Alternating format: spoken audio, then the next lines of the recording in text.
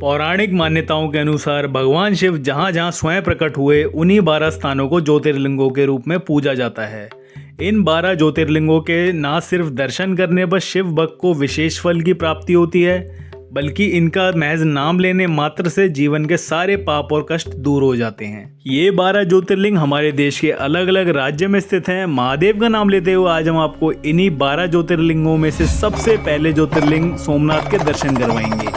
दोस्तों, सोमनाथ ज्योतिर्लिंग गुजरात के सौराष्ट्र रीजन में स्थित है और ये दुनिया का सबसे पुराना ज्योतिर्लिंग है। इस वीडियो में हम आपको सोमनाथ टूर से रिलेटेड कंप्लीट इन्फॉर्मेशन देने वाले हैं। सोमनाथ कब जाएं, कैसे पहुंचा जाए, कहां रुकें, खाना, टोटल बजट और सोमनाथ के आसपास और कहां घूमा जाए। अगर आप भी सोमनाथ जाने का प्लान कर रहे हैं तो आप एकदम सही वीडियो पे पहुंचे हैं। सोमनाथ टूर में कुछ चीज़ों का ध्यान रखना ज़रूरी है, खासकर वो लोग जो फैमिली के साथ यहाँ जा रहे हैं। इसके बारे में हम आपको वीडियो के एंड में बताएंगे ताकि आपके सोमनाथ टूर में कोई परेशानी ना आए।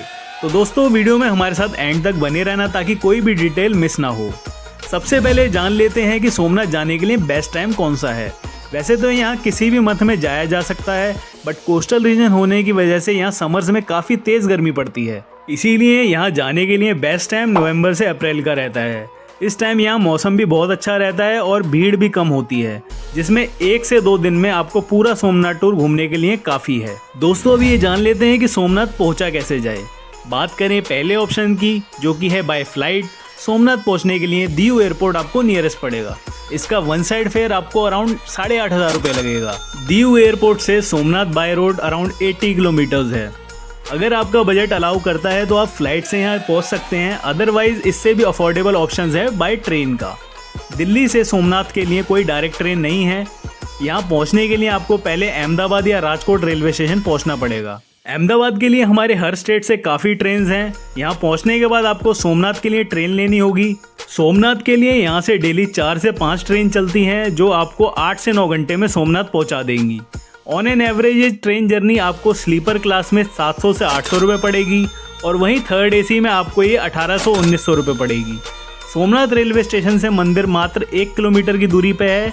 यहाँ से आप ऑटो करके 10 से 15 रुपये में मंदिर के पास जा सकते हैं। दोस्तों, बाय रोड भी सोमनाथ गुजरात के और तीर्थ स्थलों से वेल कनेक्टेड है।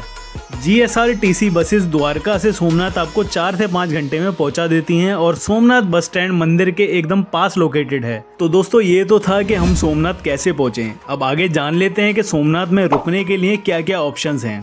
दोस्तों, सोमनाथ मंदिर के आसपास ही कई सारी धर्मशाला और गेस्ट हाउस हैं, जिसका स्टार्टिंग रेट आपको 300 रुपये लगेगा। अगर आपको और बेटर फैसिलिटीज़ चाहिए तो आपके लिए सोमनाथ ट्रस्ट द्वारा चलाए जाने वाले गेस्ट हाउस बेस्ट रहेंगे।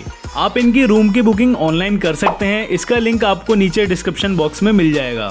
ये अतिथि गृह बहुत अच्छे से मेंटेन रहते हैं, जो कि यहाँ के किसी भी बजट प्राइवेट होटल से काफ़ी बेटर हैं। इसका नॉन AC रूम का चार्ज 1000 रुपये है और AC रूम का चार्ज 1300 रुपये है, बट इसके लिए आपको काफ़ी एडवांस में बुकिंग करनी होगी।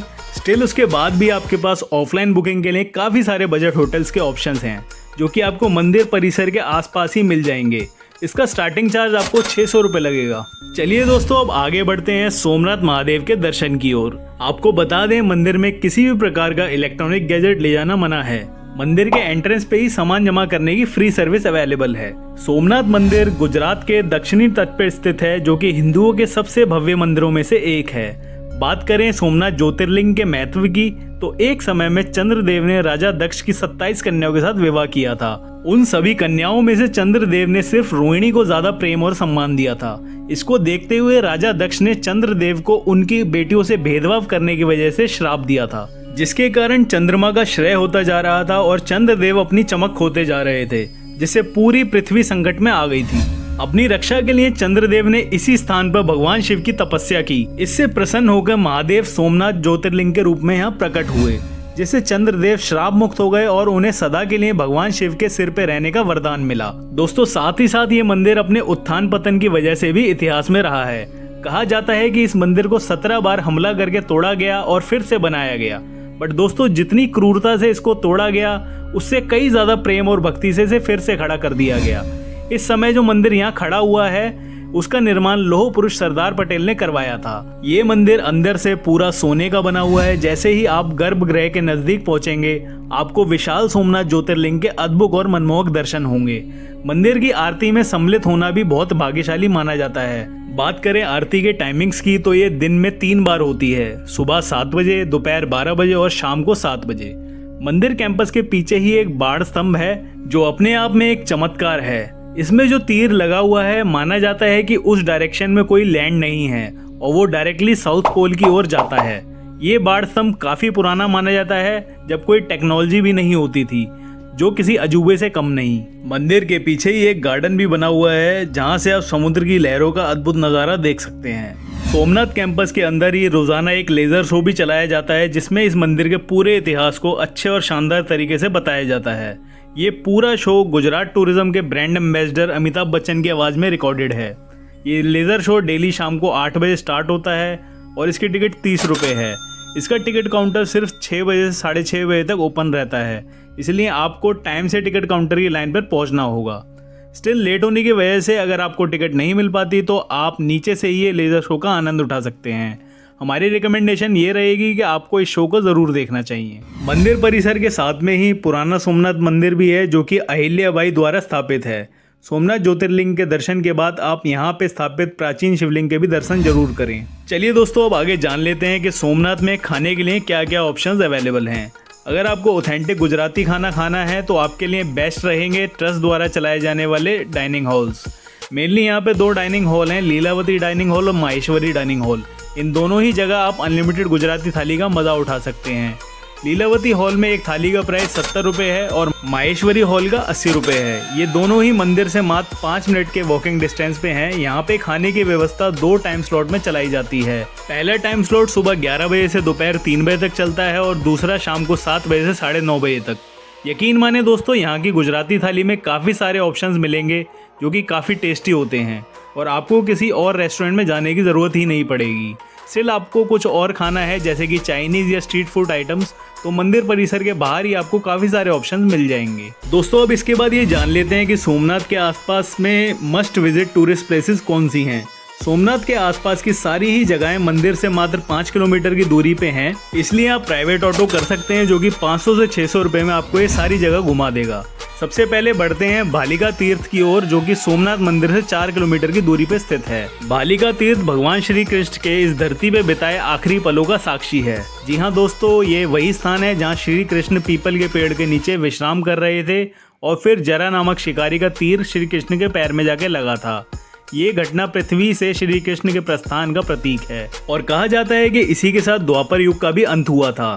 मंदिर के अंदर श्री कृष्ण की विश्राम अवस्था में एक मूर्ति है जो कि आपको कहीं और देखने को नहीं मिलेगी।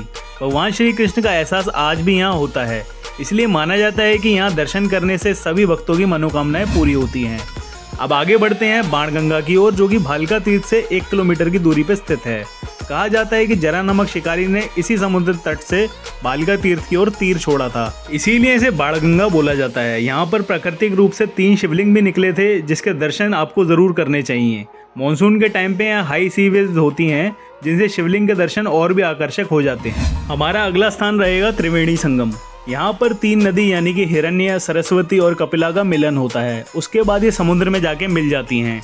यहाँ पर आके आप स्नान भी कर सकते हैं। इसके बाद हम जाएंगे हिंगलाज माता गुफा और 5 पांडव गुफा की ओर जो कि त्रिवेणी संगम के सामने ही है। हिंगलाज माता के दर्शन के लिए आपको एक संकरी गुफा से नीचे उतर के जाना होगा जहाँ पे एक बारी में सिर्फ 3 से 4 लोग ही जा सकते हैं। गुफा के अंदर हिंगलाज माता की मूर्ति है। इस जगह की हाइट अराउंड 4 फीट होगी जहां आपको बैठ के ही दर्शन करने होंगे। इसी के साथ सूर्य मंदिर भी है जो कि सूर्य देव का सबसे प्राचीन मंदिर माना जाता है। कहा जाता है कि यहाँ पे पांडवों ने अज्ञात वास के दौरान सूर्य देव की पूजा की थी। मंदिर के बाहर ही सूर्य कुंड भी है, नीचे उतर के आप उसके दर्शन भी कर सकते हैं। इसके अलावा आप गोलकधाम तीर्थ भी जा सकते हैं जहाँ श्री कृष्ण ने भालिका तीर्थ में तीर लगने के बाद अपना देह त्याग किया था। यहाँ पे आपको अनेकों मंदिरों का समूह मिल जाएगा, आप इस जगह को भी विजिट कर सकते हैं। अब आगे बढ़ते हैं लक्ष्मी नारायण मंदिर की ओर। ये मंदिर सोमनाथ मंदिर के सामने ही बना हुआ है जो भगवान विष्णु को समर्पित है। इस मंदिर में सुंदर नक्काशी की गई है जिस वजह से बहुत भव्य दिखता है। मंदिर के साथ ही एक रास्ता गया है सोमनाथ बीच की ओर। सभी जगह घूमने के बाद आप शाम को रिलैक्स होने के लिए सोमनाथ बीच जरूर जाएं। यहाँ जाके आप समुद्र के लहरों का मजा उठा सकते हैं। साथ ही साथ फोटोग्राफी और सनसेट देखने के लिए भी ये बीच परफेक्ट डेस्टिनेशन बन चुका है। इस बीच की क्लीननेस मेंटेन करने के लिए इसकी 5 रुपये टिकट भी रखी हुई है। यहाँ जाके आप साइकिलिंग का मजा भी उठा सकते हैं। साइकिलिंग का 1 घंटे का चार्ज मात्र 10 रुपये है। यहाँ के साइकिलिंग एक्सपीरियंस को आप लाइफ टाइम याद रखेंगे। चलिए दोस्तों, अब एंड में बात करते हैं टोटल बजट की। ये एस्टिमेटेड बजट 2 लोगों के लिए है। सोमनाथ टूर बजट में सबसे पहला खर्चा आता है होटल्स का, जिसका चार्ज रहेगा 800 रुपये। खाने का होगा 400 रुपये। लोकल ट्रैवलिंग का मान के चलें 500 रुपये और कुछ और अदर एक्सपेंसेस का मान लो 500 रुपये। इसी के साथ हमारा टोटल बजट रहेगा 2200 रुपये। इसमें हमने ट्रेन टिकट्स इंक्लूड नहीं की हैं। इसी बजट के अकॉर्डिंग आप अपना टूर इजीली प्लान कर सकते हैं। तो दोस्तों, ये थी सोमनाथ टूर के ऊपर हमारी एक स्पेशल वीडियो। उम्मीद है आपको ये वीडियो पसंद आई होगी। अगर पसंद आई हो तो वीडियो को जल्दी से लाइक कर दीजिए। इसके अलावा आप हमारी द्वारका सीरीज की वीडियो को भी देख सकते हैं, जिससे आपका गुजरात टूर अच्छे से कवर हो पाए। ऐसी ही इंटरेस्टिंग वीडियोस के लिए चैनल को सब्सक्राइब कर दें और नोटिफिकेशन बेल भी ऑन कर दें, ताकि हमारी आने वाली कोई भी वीडियो आपसे मिस ना हो। इसके अलावा सोमनाथ गुजरात टूर से रिलेटेड आपकी कोई भी क्वेरी हो, उसको नीचे कमेंट सेक्शन में ज़रूर पूछें और नीचे हर हर महादेव कमेंट करना ना भूलें। हम मिलेंगे आपसे किसी और न्यू डेस्टिनेशन पर। Until then, signing of.